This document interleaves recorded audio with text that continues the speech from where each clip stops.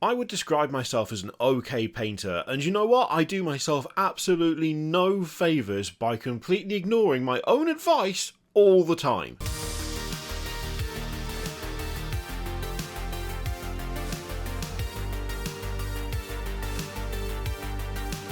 Now, before we get into this video proper, it is sponsored by Legend of Keepers, so we'll be hearing more from them a bit later, and you know what? I think it's time to just completely own up. I'm a massive, massive hypocrite when it comes to painting, learning to paint, improving your painting, all of that. I'm really, really bad at doing what I tell everyone else to do, which is to take advantage of the vast number of tutorials, of guides, of channels that will sit there and you could watch them all day just showing you how to paint better. I mean, we have people like Scott from Miniac, Guy from Midwinter Minis, Brent from Goobertown Hobbies, Ninjon, all these people who have big, successful channels showing you how to paint stuff, laying out colour theory, technique, multiple different techniques, things that you can do with, without an airbrush, all of that.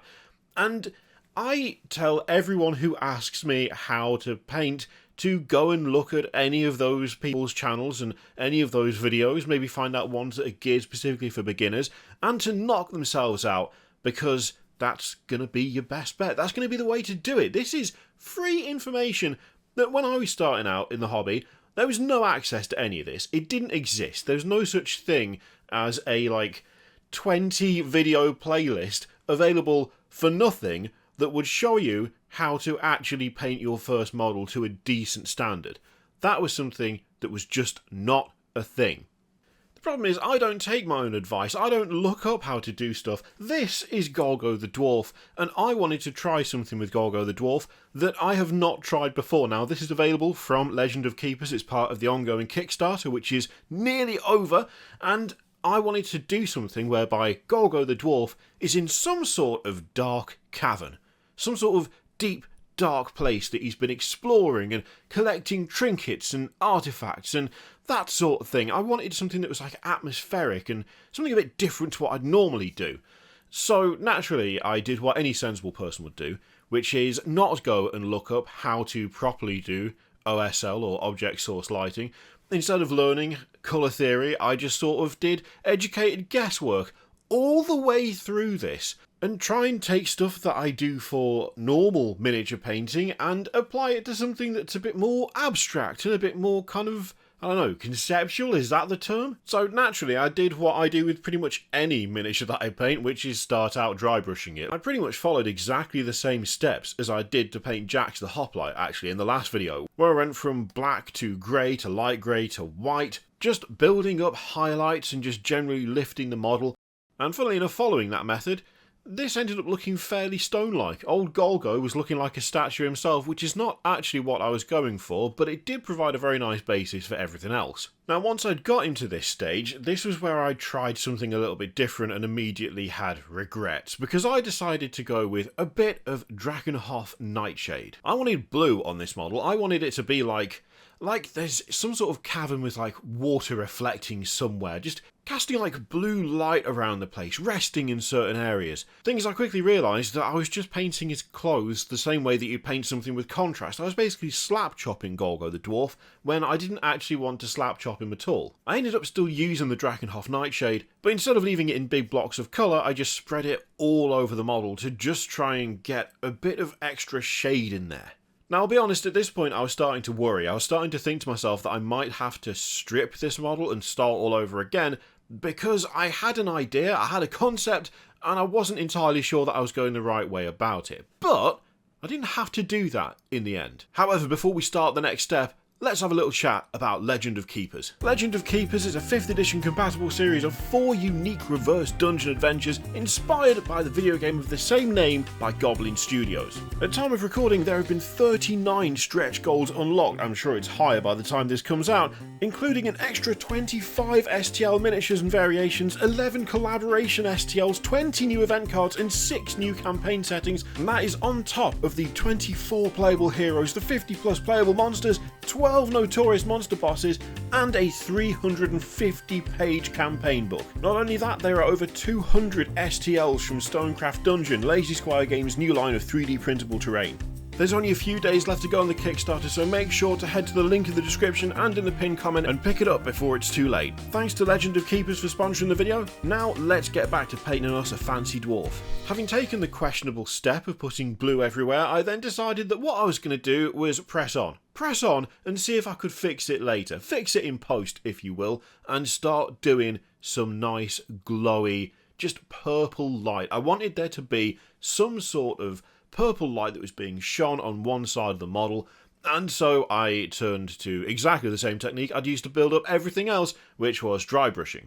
Thing is, this time round I didn't go purely for two thin coats. I started out with two thin coats, started out with Amethyst Rain and Sorcerer's Cloak, two nice purples, and after a bit of kind of frankly sloppy dry brushing, I really should have dried the brush out more. I had a nice basis for it that I felt worked pretty well, but it definitely needed some highlights. There was definitely some parts there that were not quite as light as they should be, I felt. So I turned to an old favourite, which is this Warlord Purple. Warlord Purple from Vallejo Game Colour is the best. It is brilliant. I love it. It's such a nice, vibrant colour, but it's also quite a thin paint, so it tends to take a couple of layers to really build up. That actually worked out in my favour this time, though, because I really didn't want to overdo it. I didn't want to completely slather Golgo in bright pink, because that's not the vibe I was going for. And if I'm being honest, it's kind of the vibe that we ended up with, but it wasn't what I was going for initially. I just grew more happy with it as I went on. Once I'd built that up a bit, naturally the next step was to use some ice yellow, because it is the best paint that's ever been produced by any paint manufacturer ever, and I love it.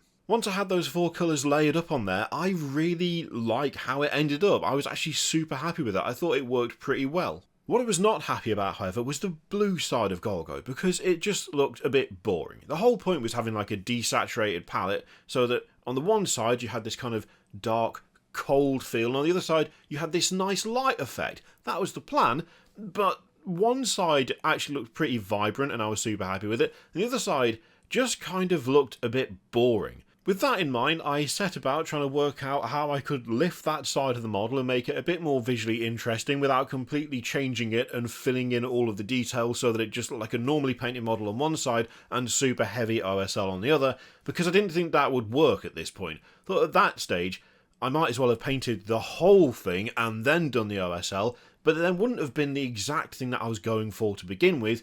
So I sort of took a bit of a gamble, and here's where I really think that I should just get better at taking my own advice and watching other people paint who know how to paint. The gamble I settled on was that if one side of the model was like a dark blue with some raised highlighted areas, there needed to be something on that side of the model to contrast with the blue to make it look more interesting, because if it was all just the same shade, then it would just look a bit naff, as it did at that point. So I don't want to do more cold colours on that side, because that would just make it pretty much as it is now, but maybe with some more highlights. But it still wouldn't make it more visually interesting. It would still just be one colour. So instead, surely the sensible thing to do is introduce a little bit of warmth in there. But I don't want to do any red, because that would look weird next to the purple. So I got some leather brown from Army Painter, I got ice yellow from Vallejo, and then I mixed them together until it was a super light brown, and then just randomly dotted it over raised bits on the blue side of the dwarf. Now here's the thing, if I knew colour theory, I might be able to tell you why that improved it, but I don't. It was a guess and it worked out pretty well, and this is why I think that you the viewer, should not do what I do, which is completely ignore the wealth of free information out there on how to paint and improve at painting, and should in fact embrace that, instead of doing what I did for this specific model, which was just to take wild stabs in the dark and hope that it comes out okay. Which it did. I'm actually really happy with Golgo the Dwarf. I really like the way this model has come out. It turned out pretty damn well, considering that I kind of went in with a vague idea as to what I wanted to do, and I had a vague idea as to how I wanted to do it, sort of, but I wasn't 100% on anything, really. I had a vague end goal, and not really enough information or knowledge to get me there, but somehow ended up with something that I'm actually pretty happy with. Thank you once again to Legend of Keepers for sponsoring the video. There'll be a link to the Kickstarter in the description and in the pinned comment down below. You better get on it quick, because the Kickstarter will be ending in a couple of days. Thank you very much for watching this experiment / near disaster, and I'll see you for the next one.